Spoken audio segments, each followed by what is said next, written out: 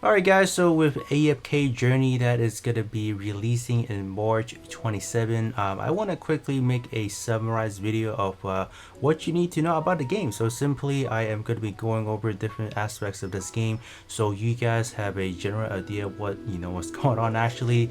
And then once this game is actually, live in terms of the global release, we'll definitely be doing more going centralizing in those specific area. But let's kind of get started. So first thing I want to go over is actually the AFK reward. I think to me this is honestly one of the things that kind of stands out the most, because in terms of this you are able to essentially get pretty much all of your materials and gears in terms of upgrading your characters and pretty much maxing out or not just leveling up your gears. So we have the coins, we have the essentials, and then we have the books, that the training manual, that is pretty much to upgrade your characters. So with the AFK reward, you pretty much just like the name says, you AFK for a certain amount of time, which I have AFK for like pretty much a whole day already. We can now simply collect this reward, and then that's gonna be added into our box. And then there's obviously these AFK stages that you guys can actually take on to continuously climb the ladder for the AFK stages, so you guys can get just better and better reward throughout the stages that you guys are able to clear. So after you finish one of these AFK stages, it's going to give you a summary of what your level or your progress is currently. So these are currently the amount of things I am able to collect per hour. So these are essentially things you need in terms of upgrading your characters and the maximum level of the equipment you are able to farm. So now we are at the resonating hall. So this is essentially like your character page, and like for me, I have a lot of heroes already. So what I love about this game in terms of the leveling system is very simple. So if simply I want, like you guys can see that I have one of my characters at level 240. If I want to make another character on my other roster to take that spot, it's essentially going to be able to inherit that level. So that's pretty neat. And that's simply what I love about this game, because simply if you are able to upgrade the top 5 that you have selected, it's called the Hands of Resident. Essentially any of the unit below here is gonna follow what is the lowest. So the lowest in terms of my list is 230. So pretty much every unit down below is gonna have that. So that's why in terms of the upgrading aspect, is a very simple, where you don't really need to worry too much about, besides upgrading the first 5 character that is on top of this right here. As far as the upgrading process, is pretty easy. It's gonna take 3 of the material that we have gotten over, as far as what we are able to get just via the AFK reward, or simply playing the game.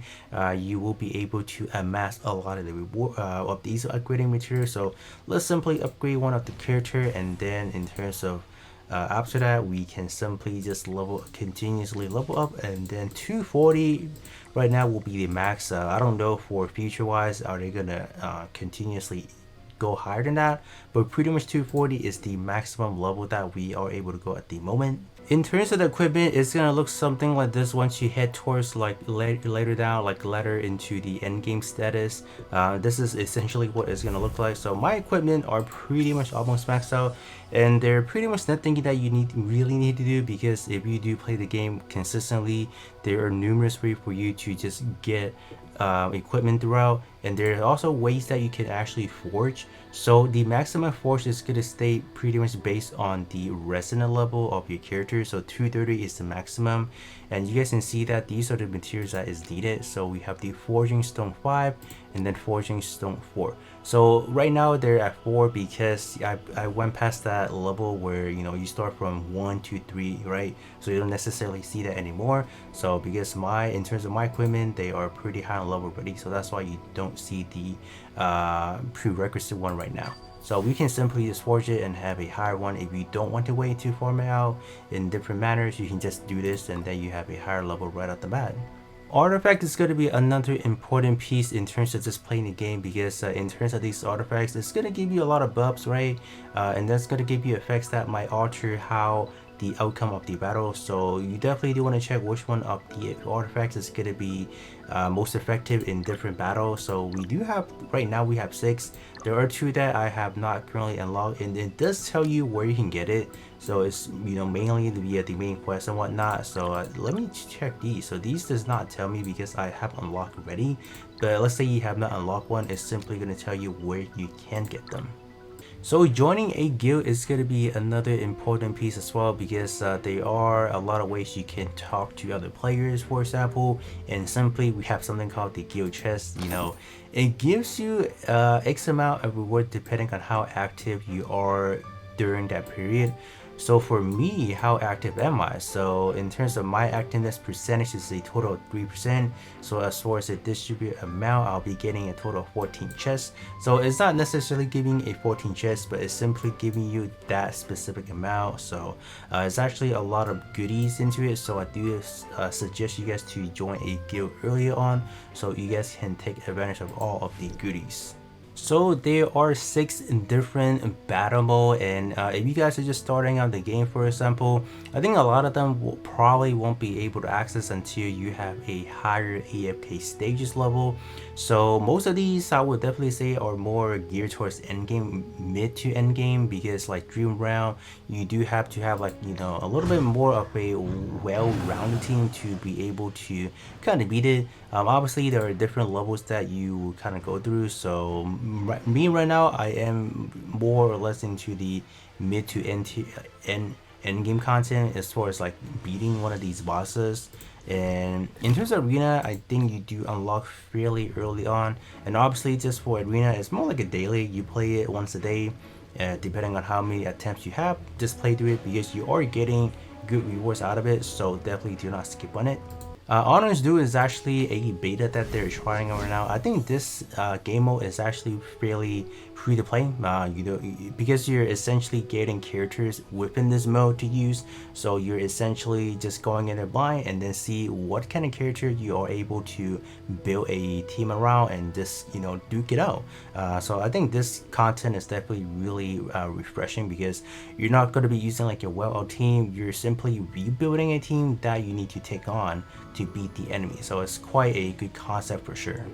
So these two, the Arcane Labyrinth and Battle Duel, I don't really have too much experience on them, so I'm not going to talk too much about that. But the Legend Trial is simply a area where you're able to kind of go in there to get pretty much upgrading materials. So this is actually something you will want to do based on the corresponding date that they're open, because they do have a certain days that they're open. So this is definitely highly recommended to go challenge it, you know, based on that corresponding day. And then Mystical House has 4 different things that you can able to access. You can access your mail, your mystical collection. So this is essentially, you know, your progress into the game. So you guys can see that things you have done throughout. So we have that. And then we have the summoning. So the summoning we will kind of quickly cover real quick. So they're actually doing a raid up for a character. Okay, that's actually pretty new. So I think they're actually just featuring this character because they actually done a overhaul in terms of the actual summoning. So it's actually quite refreshing to see this. So it's not bad. So this is essentially just the summoning aspect of things. I would definitely say this game is relatively free to play. So even if you don't get a character from the summoning, you do have different ways to actually just farm them via playing the game in general. And besides that, you have something called the wish list that you are able to kind of target what kind of character that you guys would like. It's going to be separated by a S level and a A level. So you're picking 2 from the S level and then 2 from the A level per different faction. So 4 different factions that you are able to pick. So that is actually a pretty good way for you, or at least to secure what kind of character that you want from that specific instance, and that you can kind of change it up however you want. And then the other thing is the shop. So the shop is actually where we are able to exchange for a lot of resources. So in terms of the recruitment store, this is essentially, if you do summoning, you are getting tickets back to kind of purchase things that you will need. So you have a lot of these invite letters that you are using to summon. So these right here, they are the epic one. So they're to summon for a more in terms of the rate to summon for the S level is going to be much more higher. And then this one is the stellar crystal. This is to summon for to use in terms of summoning for hypogen characters and then celestial heroes. So they're more of a higher tier than the S and A level heroes. So that's pretty, you know, they're like pretty much like top of the game, if you will. And then we have the guild shop. So this is why I do encourage you guys to join guild, because you're essentially able to buy these what is it, celestial and hypogens characters, so you can buy a lot of them from here at a cost of 30,000. So we're now, I do have a total of 4,500 because I've been playing a lot, so been stocking up, so I can essentially buy them right now. And then arena shop, this is where you are able to buy some of the S level characters as well. So that's why I say play the arena on a daily basis, because you're essentially getting these arena coins back to buy these characters. So that's actually pretty good. It resets on a monthly basis, pretty much all of them depending on what they are. So this one is on a monthly basis, this one is on like a daily basis, and this one is on a monthly basis as well. And then dream shop is essentially when you play the dream round, you are getting these credit as well, the fragment to buy the A level character as well. So you guys can kind of see it. Like most of these stuff you can actually just buy with, you know, just patiently playing the game and farming. So pretty free to play, that's why I say. And then you do have the friend shop where you can buy these hero affinity items to feed into the characters. So you have that as well. Friend shop, yeah, so that's pretty cool. And then last but not least, we obviously do have the open world exploration. So this is, you know, the I guess the main meat of the game, because exploring, you are able to obviously get a lot of the resources that you need. So I think right now for this PTR version, they have reset pretty much the whole story for us. So you guys can see that we do currently have 2 different chapters to play through, and obviously with, you know, just playing the game itself, you are able to get different resources as well. But other than that, I think that pretty much covers everything that you need to know as far as this game thus far. Obviously this is more of like a overall generalized version of how, you know, what you can expect from the game. And then when we do have the global release in March 27, I'll definitely be doing more in-depth of, you know, specific areas. But other than that, that's gonna be it for me, and I'll be catching you guys all on the next one.